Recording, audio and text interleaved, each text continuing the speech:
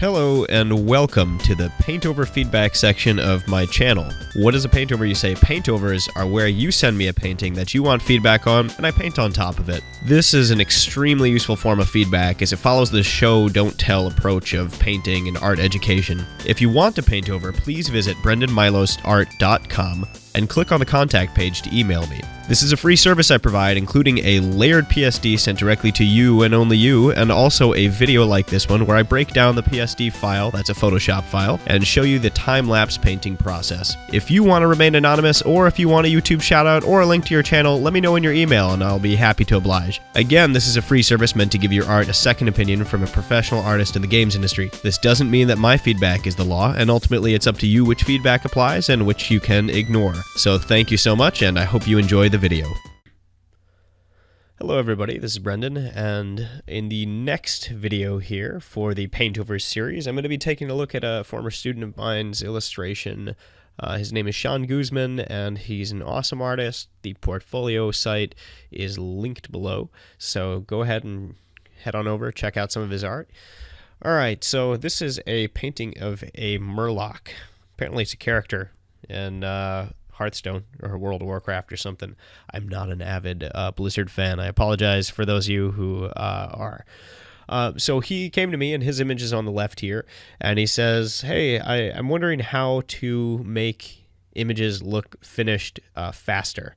And so I spent about an hour on the image on the right in the Paintover, and admittedly, you know, it's still a little bit rough, but I think there was some overall techniques that I wanted to share on how to basically approach quick studies, or for me anyway, and as well, he had asked about backgrounds. I think this piece is definitely about the character, though, so I wanted to share a couple things or thoughts about backgrounds, especially in a piece related to character illustration. Cool, so let's take a look at the Photoshop files layer by layer, and then, of course, there is a Paintover time-lapse video at the end, so we can go ahead and take a look at that afterward as well. Okay, so this first layer here, all I did was extend the composition up. I felt it was a little bit, it's kind of a squarish proportion in the composition, but it's not quite. So I feel like either go with the square or go with a little bit longer rectangle, but it's a little bit too in between here. And as well, we're getting kind of this awkward cutoff on these little dongles and dangles on the head. Now, keep in mind, I'm not familiar with painting these, so what I did is, first is I gathered some reference, and there's some awesome illustrations of this Murloc online in various forms. And so I borrowed a little bit of influence from these different ones here in the direction that I went with this. So I'm going to keep these reference images up here as I show the painting or the Paintover here. That took about an hour. Cool, so I extend the composition up, step 1. Step 2, I started fading out background elements. And really, if we look here on our value check layer, I always recommend having a value check layer on top, black or white filled layer in color layer blend mode. And what that does is it allows you to ignore color, because color is distracting as far as its value, but if it reads in black and white, it's going to read in color. So what we did here is, as you can see, is I'm just fading that background, that contrast down, and softening the edges, just going through with a lower opacity brush on a lot of these things, and framing the elements, using the elements in the background to frame the character better. And we can see what I'm doing as well as I'm redrawing these as flat colors. And often I like to work that way, where I will block something out in a flat and silhouette and focus on edge control and focus on the silhouette and the flat value of said item. So that's really the starting point for me, and what I render is up to where the light source is and, you know, where the lighting goes in the image. Cool, so we can see already that it's helping to just these couple changes here. Just the little bit of composition on top and just that little bit of like fading the background is already making this guy pop out more. All right, the next thing I do is I paint a bit of shadow on this guy. Another trick to quote-unquote finishing faster is to leave things in shadow that you don't want to render. So step 1 is start from silhouette, start with flat silhouette, and keep as many elements in the composition in that flat silhouette as possible. Step 2 is throw things in shadow. And what I did is I left a little bit of spotlight on the face here. Also, I redrew the foreground. I felt that these elements were a little bit confusing in here. And sorry I cut off your signature here. We can put it back in later. But I felt the treasure chest, like I understand the concept that this guy has treasure, he's happy, he's got a big jewel out of it, and but I think that this is a little bit distracting from what should ultimately be a quick study that we want to just kind of focus on one initial read of something. Now, something like this reference over here, I really like. It has these secondary elements here that kind of hint at more background, and these are something that I would get into if you're looking at getting a more finished or polished illustration. This is a fantastic one, by the way. The level of polish on this is just super great. But what I would do is just kind of cut these elements out. I also feel like in value here, the overlap that's going on here, here, and here is, I think this is a rock underwater. This is a rock he's standing on, kind of a stone platform in the foreground, and then a treasure chest to kind of frame the elements here. But what's happening is these are all very similar in their sharp edges and in their overall darkness or value. So what this is doing, and on top of that, the line, we have this through line here that's basically a solid straight line, and that's not helping in terms of getting separation there on the overlap. So what I'm talking about here, and I recently got a new cable a USB cable. I know it's not like that difficult to get USB cables, but I was working with one before, so I couldn't paint and use the microphone. What I'm talking about here is there's this straight line here, this tangent, and even the crack, the way this crack comes up here, is there's this tangent going up here, and what this is doing is it's taking 3 elements where one of these, where this is in front of this, so it's like 1, 2, 3. It should read like that, but because of these like tangents in here and because of the values, these are getting flattened out here a lot more than they should be. Cool. So what I did here is I just redrew. I just said, you know what, it's just going to be stone here, and I like this. I really like this empty space that we get around the Murloc, so I wanted to continue that through and kind of carry the water through off the screen and then coming back on the screen here to really have this nice little asymmetry. So something initially too, and we're talking compositionally about the original, that I felt was a little bit could be improved, is we have kind of this like mass over here of rock. We have this mass down here, and then we have this mass over here of rock. And ultimately, we're kind of getting this like bookending. I've heard it referred to where it's kind of like a thing here, a thing here, a thing here, and we're literally painting like a square frame around this nice like almost symmetrical frame around our guy here.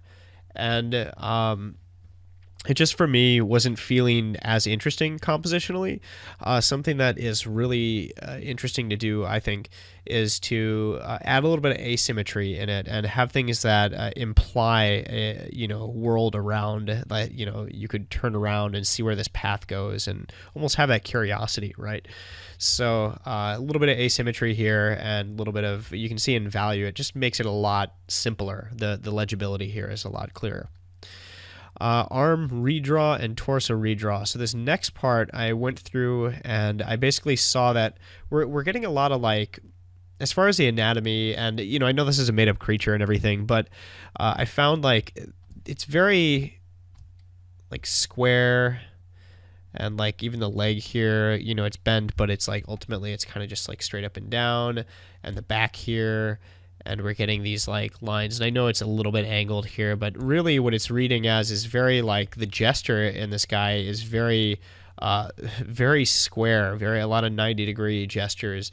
And I think there's something that we can see in a lot of these, like this guy over here, for example.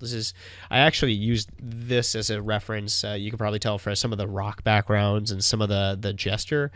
And we get this nice swooping, like, we get these angles coming through here. Yeah, and we can see if we look at the gesture of the character, and even here, we have this nice gesture coming through.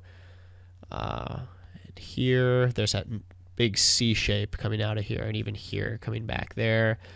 And we're getting a little bit more, I guess, organic angles and curves, and things aren't, if we were to try and find a little bit more verticals and horizontals, like even this block, they could have made this block like this.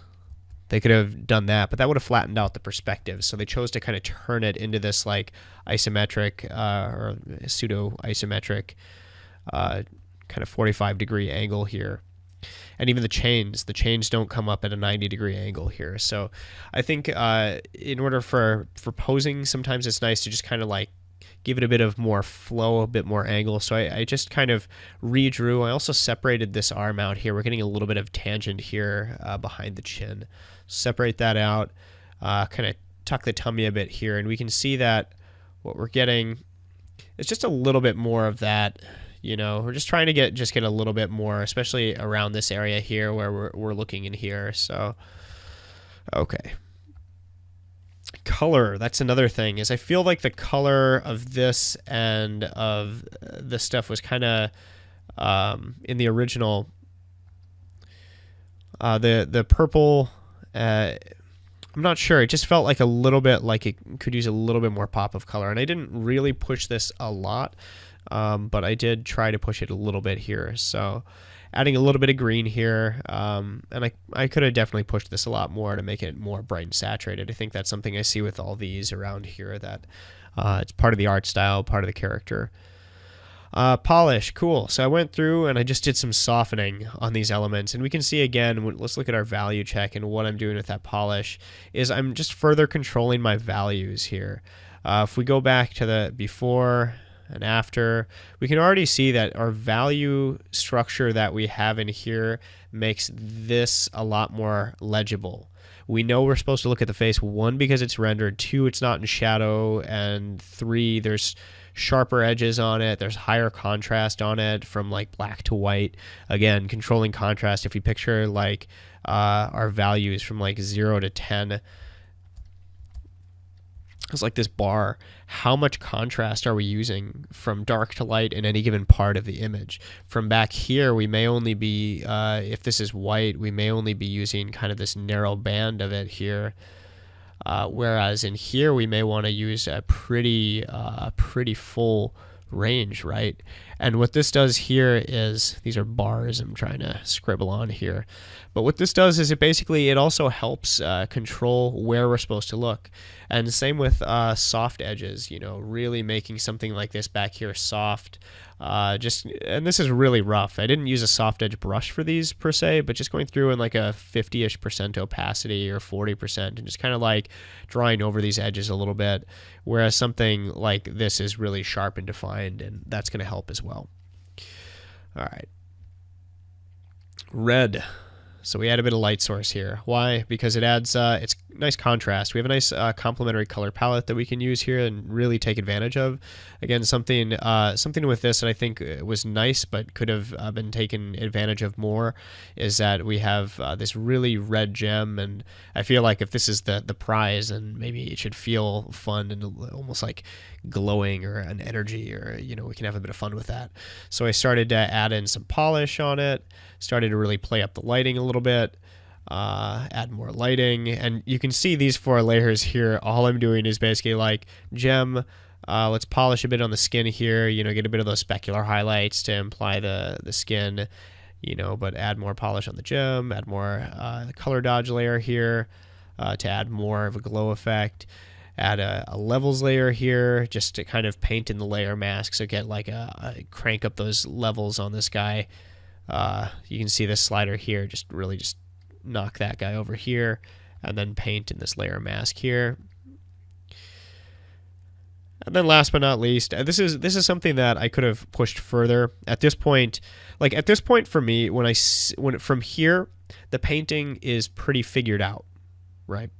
And this was about like, this was like just under an hour, and the last couple minutes I spent just going through and starting to do a little bit of cleanup. So going through and implying more of the rock by actually rendering out a section in the foreground here. And I think that's really useful. Stuff close to the camera we can render. But again, look at the value here. Is we're staying, if we're looking at our value chart with like white, black, this stuff down here, we're staying really, like we're staying down here, and we may even stay a little bit lower than that, right? But the goal is to really just focus on limiting that value range and rendering within that value range. And if we're going to keep it sharp because it's foreground, keeping stuff within that value range here. And if I wanted to spend more time, I could probably spend another few minutes on this, and maybe an hour at most cleaning up things like, all right, well, let's get the water to read. These brush strokes are still super rough. They're a little bit distracting right now. Let's carry this rendering up through the leg, through the foot here. Let's figure out some stuff in here because this is a little bit rough, and just kind of like do a little bit of cleanup and touch up in here, and start to render things out as needed. But ultimately, the rendering should be on top of solid lighting, solid value structure, solid gesture. Like things should ultimately, if it reads at the small scale, like if we go out like this, and we can see, and even here I'm seeing, see the value of this, there's a lot less contrast value-wise because of the lighting going on here. So I could probably push the white highlights even more on this, like thicker white, bolder white highlights to get this to read more. But if the silhouette of this guy reads, then we can render on top of that. And that's, I guess that's to sum it up. If you want to finish quick studies quicker, start with flat silhouette, work on your value structure, and keep things in shadow when you don't want to render them as much.